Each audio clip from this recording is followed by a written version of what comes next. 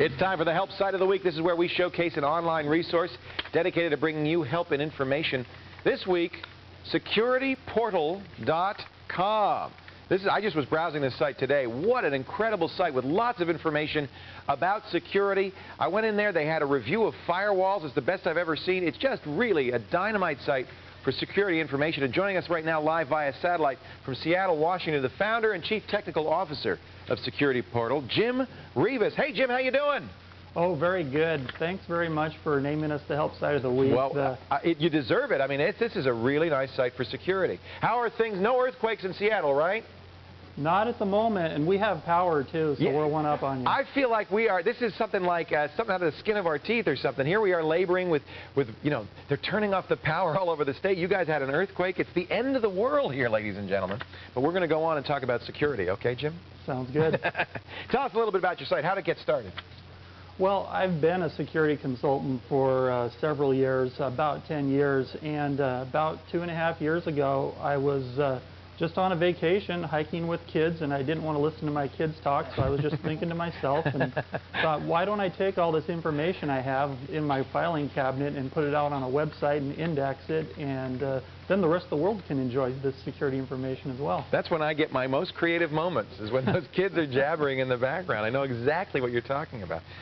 Were you a hacker at any point, white hat or black hat? I mean, did you have any experience doing that kind of thing? I'm not quite that smart, but I do know quite a few hackers. I've been to a lot of those, been to shows and other places in chat rooms where you'd meet a lot of them. But no, I've always stayed on the right side. Well, it's interesting you should say smart, because a lot of times I think we have the impression that a lot of hackers are just dumb teenagers who are vandalizing things. You get the sense they're actually pretty smart guys, huh? Yeah, they're actually very smart. A lot of them have been raised, unfortunately, not by their parents. They come from broken homes, and they've actually been raised by their computers, and so they're very intelligent, but they have this kind of amoral view on society. Yeah, I understand. That makes perfect sense. Nobody kind of told them what right is and what wrong is, and because they can do it, they do it. That's right. What is the biggest security concern out there right now?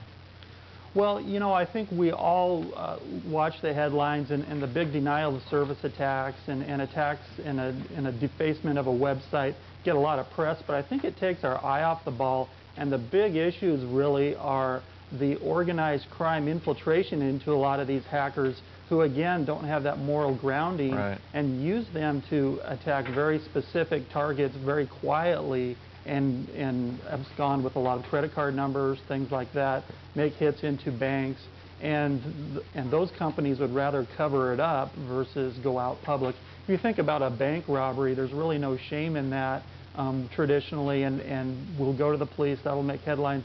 But if a company gets its systems hacked and they lose a lot of money, they would rather keep that very quiet. Yeah, it's always been my impression there's a lot more of that going on than anybody admits. And even people, sources inside the FBI have told me that, in fact, they don't want to tell us for that very reason. It's an embarrassment that our security is so bad. Absolutely. So hackers are going where the money is. That makes sense. That's where Willie Sutton went. He said, I rob banks because that's where the money is. What about home users? I mean, I don't have anything on my system. Should I worry about hackers? Well, if you have an always-on type connection like a DSL or a cable modem, I do. You probably should be concerned, because our studies have shown if you put on a computer with an always-on connection, there is a greater than 50% chance that it will be scanned by one of these hackers' automatic robotic tools.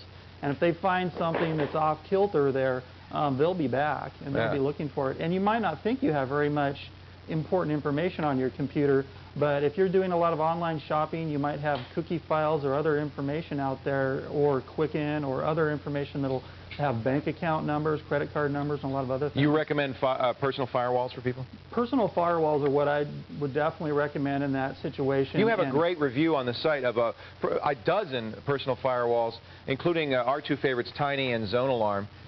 One of those you would recommend, or is there another one you'd recommend? I would stick with that review. I think that has some really good choices. I use Tiny myself, and I think that's great, and free appeals to a lot of people, especially with power blackouts and a lot of other things. Both Zone Alarm and Tiny are free. Zone Alarm's from zonealarm.com, Tiny's from tinysoftware.com.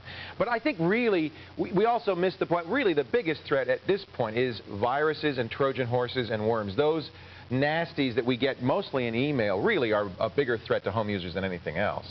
Yeah, I think so, absolutely. That if nothing else, it can make your computer inoperable. You can potentially lose data, right, but you bug the heck out of everybody in your address book when you open those things. And you also track this on your site, I know. What's the worst virus out there right now?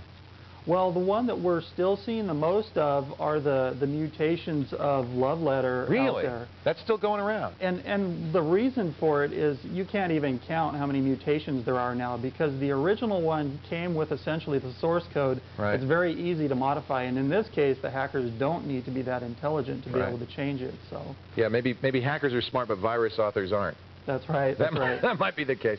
Hey, it's great. It's been great talking to you, Jim, and I do encourage people to visit the site. There is so much good information on there. We're proud to make it our Help Site of the Week. Jim Rivas is founder and CTO of SecurityPortal.com. How old are your kids now? Oh, they're 7 and 10. Still bugging you, so you might have some more good ideas in the future, yeah? I'll try. Thanks, Jim. Thanks. I appreciate it. All right. If you want Jim's list of top 5 security tips, really great stuff, do check out the article he wrote for us at thescreensavers.com. In the chat room today, are movie producers smarter than record producers? You know what a bollocks the record industry has made of this whole Napster MP3 thing. The same problems coming down the pike to the movie companies with DivX. It's possible for me to post a movie on a website for you to download it and watch it without paying for it. Will the movie industry be smarter? You cast your vote at thescreensavers.com. Can we do one more? Let's do one more call. I'm going to go over here while we talk to Tony on the phone from Wrentham, Massachusetts. Hi, Tony. Thanks for joining us. Hi, Patrick. Hi, Leo. How you doing, sir? Very good. I have a flashlight pointed at the screen, if that helps at all. That helps a lot. Everybody, please do us a favor. Turn on your flashlight. Shine them at the screen. It makes such a big difference. Thank you so much.